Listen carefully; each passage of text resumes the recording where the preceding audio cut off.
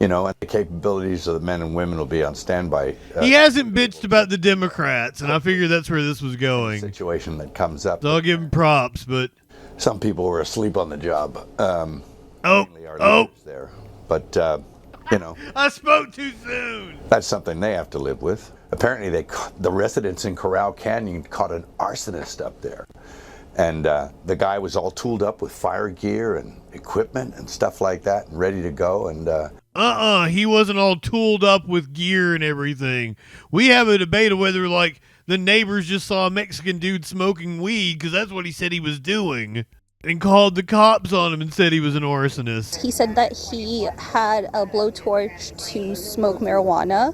And here Mel Gibson's like, oh, he was all tooled up in fire gear and everything. Yeah, apparently, Mel, that individual was never charged. It's a very confusing set of... Oh, see? No, it's not a confusing set of facts, Laura Ingram. No. It was very obvious to me when I first heard the story that, like, there could be more to this, and somebody was just seeing a Mexican in their neighborhood and decided that looked suspicious.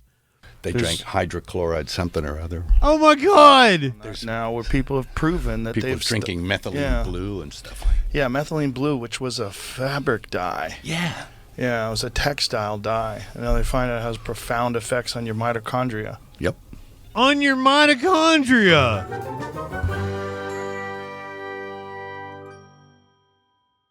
Now allow me to show you somebody who is using his platform to go on and denigrate others, to spread hatred and miscontent everywhere. By the way, he's a Christian. I give you one Mr. Mel Gibson. Joining us now, actor and Academy Award-winning director Mel Gibson, an old virulent anti-Semite Mel Gibson, who tragically just lost his home to the Palisades fire. Mel, maybe God was trying to tell you something, sir. This fire break out. I think I talked to Raymond. I said, "Is Mel okay? Is his family okay?" I instantly thought of you. He said he thought you were okay, and I'm glad you got out. I'm glad your family is safe. But tell us what it was like to be on Rogan's podcast when I guess you learned that your home had been lost. Well, I didn't learn it was lost. I knew the neighborhood was on fire, then I was in the path. So I was a little tense while I talked to Joe, but he's a guy that can put you at your ease fairly well. So I was doing okay. Girl to Gray, good evening. Safe and out of harm's way. Were you able to get possessions that, of course, are... He's got such a punchable face. But I've been to your house. It was an incredible home, beautiful home. But were you able to get anything out of your house? Not much. A few necessary things. My son I said, just go and grab this and this and this. And he grabbed like 3 things and took off. And then, those are okay. Stuff like passports and a couple of papers and stuff like that. But by and large, everything was just, it looked, when I got there the other day, I went up there yesterday, it looked like Dresden, after Bomber Harris got through with it. Yeah. Mel, so nothing left. For those of us watching this from afar, try to convey to us the feeling of seeing your home, your neighbors' homes, and the community there at such a loss. I mean, it's... Dougie, good evening. Tragic. It makes you really sad.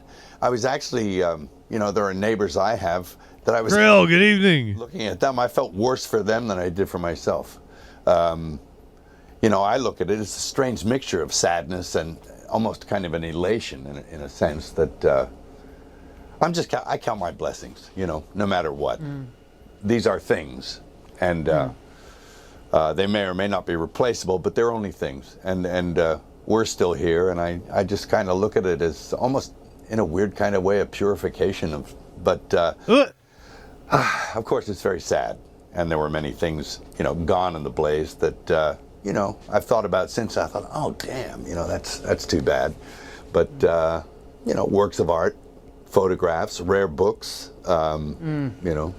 old books, some as old as 1600. Nazi books. Irreplaceable. And irreplaceable stuff. Yeah. So I'm glad I never liked Mel Gibson. it was only a month ago that the flames threatened us, 200 meters away on the other side. And of course the wind shifted and it came in and whipped and got us from the other direction. So it was an interesting. You've heard, Do you guys have Mel Gibson movies you like? Go on. And here's the you've heard a lot of people. I've got Mel Gibson movies I like. I really like Passion of the Christ. I've done not any of his acting movies. I like Passion of the Christ a lot. Like, it's a really well done movie. And I like Apocalyptico. It's fucking awesome. But like, I had the revelation on stream the other day. I told this story. In case you weren't here. I always interpreted the ending, spoiler alert if you haven't seen Apocalyptico, they like get to the end, he's running from the barbarism of almost being beheaded by the Aztecs or whatever the native tribe was, because it's not in English, there's no words or anything, but like he goes to the coast and like the white man, I guess the Spaniards or Portugal or whoever is coming over and the ships are hitting the shore, and I always looked at it as like, oh, he ran from one barbarism and ran into the other, and I always thought that was like a brilliant statement. But no. If you think about it from Mel Gibson's point of view, he's like, oh, they're bringing God and salvation to the population. Yeah. Like, that's not how he meant it at all. And then, like, when you look at it through that lens, like, well, then it's not that good of a movie. Because it's just, that's such a good ending. But now, because, like, that's not how he meant it. It's like, oh, Jesus is coming to save these people. We'll say a lot of things about these fires. Obviously, the winds were horrific, but they were predicted. Mm-hmm. I know you know that last weekend, like Friday, Saturday, Sunday, they said this could be tragic with these winds if any fire starts. Sure. Do you believe in what you know so far, anything could have happened like this? Well, one always suspects that this might happen, but one thinks that the resources, and the capabilities of the men and women will be on standby. He hasn't bitched about the Democrats, and I figured that's where this was going. Situation that comes up. So I'll give him props, but some people were asleep on the job. There, but I spoke too soon. That's something they have to live with. And but that's something that community has to live with, and it's really sad. I mean, I have many friends that are, looking for a place to put a roof over their heads, and kids, and they're traumatized. Someone should answer for it, but we'll see. I think we know who the culprits are. Pray about it, Mill. My son he's a member of the volunteer fire brigade. He sort of interfaces between LA County Fire and people, and they assist them where they can during, before, and after the blaze. And apparently the residents in Corral Canyon caught an arsonist up there, and the guy was all tooled up with fire gear and equipment and stuff like that and ready to go, and he Whoa. If this is the little Mexican dude that we covered on Friday while I was live in the morning, he wasn't all tooled up with gear and everything. We have a debate of whether, like, the neighbors just saw a Mexican dude smoking weed, because that's what he said he was doing. And all of a sudden I hear a car come to a screeching halt, and the guy is running out saying, stop, drop what you're holding. And then next thing we hear is him yelling, neighbors, he's trying to start a fire, call 911. My mom ran out in her bathrobe ready to fight the guy. And all of the neighbors started coming out, calling 911. We really banded together as a group. A few gentlemen in the neighborhood had detained him. They had surrounded him, gotten him on his knees, and then they got some zip ties, and my stepdad came out with some rope, and we were able to do a citizen's arrest and detain him until the police had arrived. He had a like a propane tank, or it's a big yellow tank, like a flamethrower basically.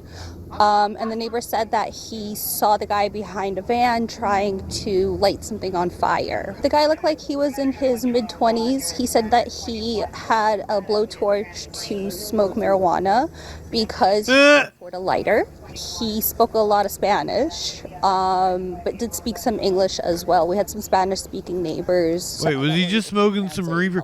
Okay. He did seem in an altered state, though. We were just so happy that law enforcement came so quickly with such a huge response. Did they fuck up and just arrest a guy because he was Mexican and smoking weed? And it really was a valiant effort. They did their due diligence, and I hope the detectives can put this case to rest.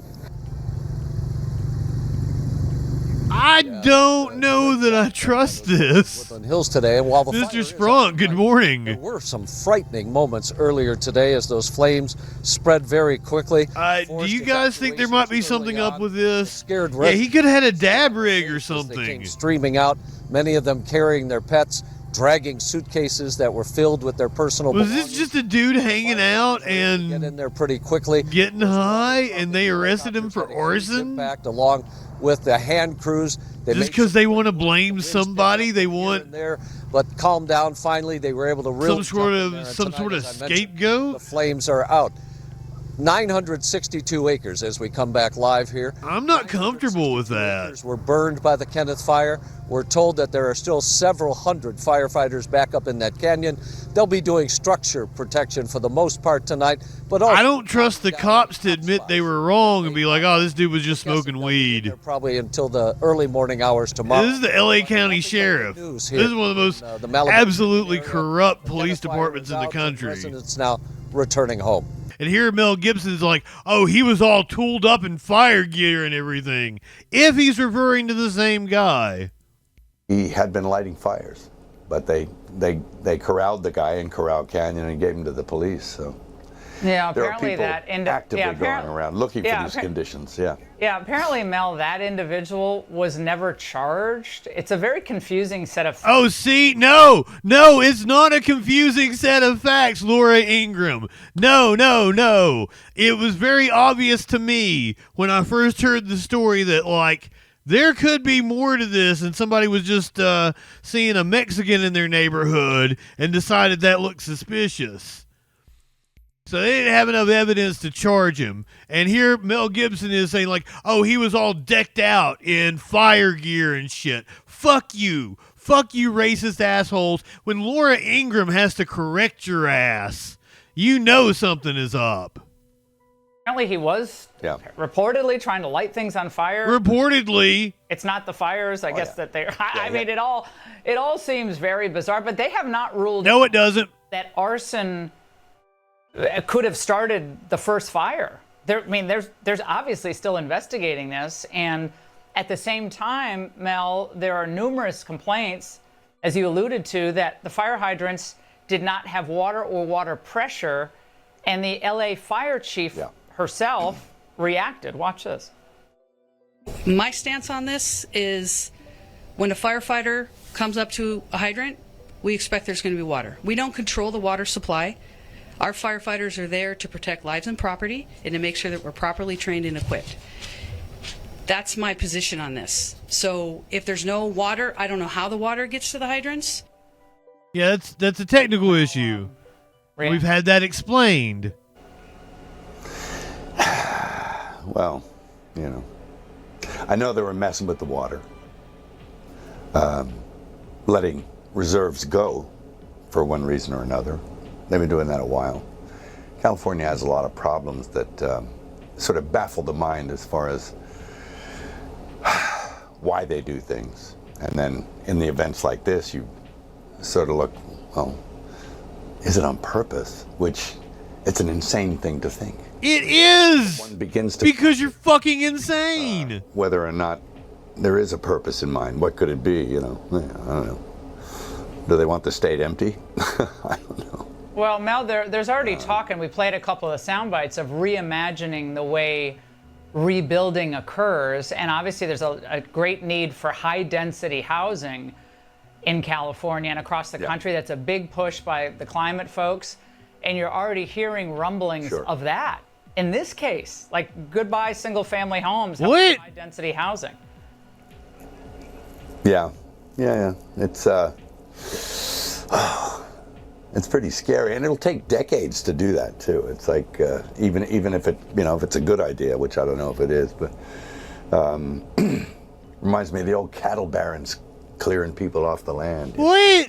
But I don't know. I can make all kinds of horrible theories up in my head, conspiracy theories and everything else. But we know you can. Convenient that there was no water, and and that the wind conditions were right, and that there are people ready and willing and able to start fires.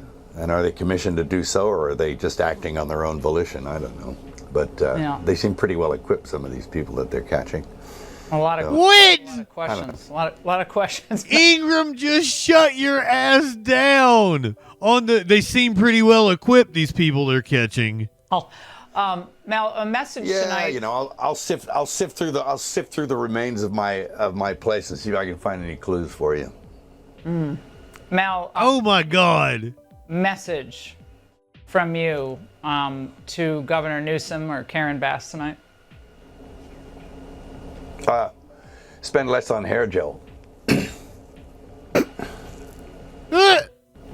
What? That's it. Yeah. That's all you got. Pathetic. Not big admirer of either, but there you go. Now, Mel, I know multiple shows and films have been put on hold. Everyone's livelihood has been put on hold, been involved in these fires, affected by the fires. And I know you have a film, Flight Risk, that's coming out in just 2 weeks. Oh, it's a plug for his movie. 2016's Hacksaw Ridge, which we love. The Ingram family loved Hacksaw Ridge. Was Hacksaw Ridge any good? Once again, I've liked both Mel Gibson movies that he's directed that I've watched. So, maybe I ought to give Hacksaw Ridge a chance. No. Holiday says no. Did you know that Mel has the cure for cancer? Got COVID from my gardener. And oh my God, he got it from his gardener. He caught COVID from his gardener. he had it first, and then I got it. And I was like, did I grab the hose or what? What was? I don't know. But it was. I knew the guy for 20 years, and we both went to the same hospital, and he died and I didn't. Jesus. I think we both got remdesivir, which is not good. Not good. Not good. Man. Causes kidney failure. I know. I couldn't walk for 3 months after I had that stuff. Really? Because it kills you. I found out afterwards it kills you, and that's why I wonder about Fauci. What? I wonder about that guy. Yeah. When meanwhile, they were trying to stop people from getting monoclonal antibodies. Yeah.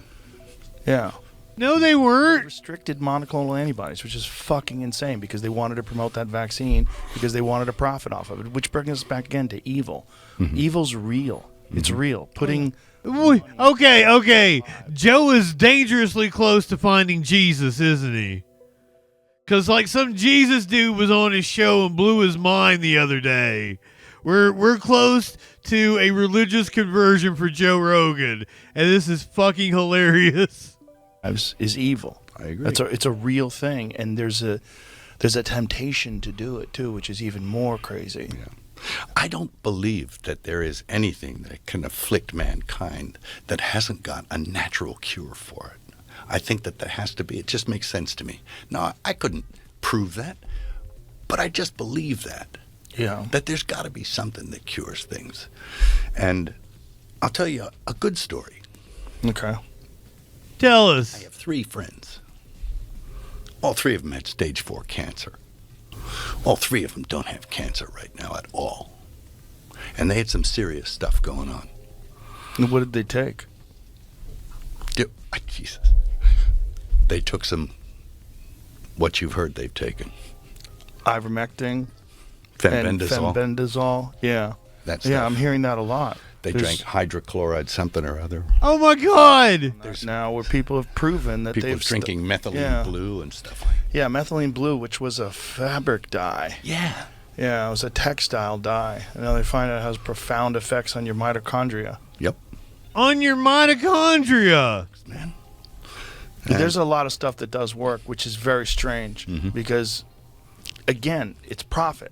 When you hear about things that are demonized and that turn out to be effective, you always wonder, well, what is going on here? How is our medical institutions, how have they failed us so?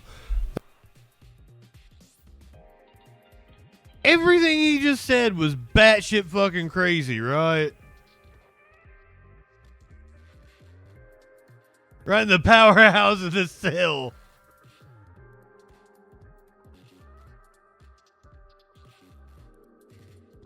You drink the methylene and then you change your mitochondria. Anonymously, Dougie, Monsieur Balls, Curiouser, welcome in.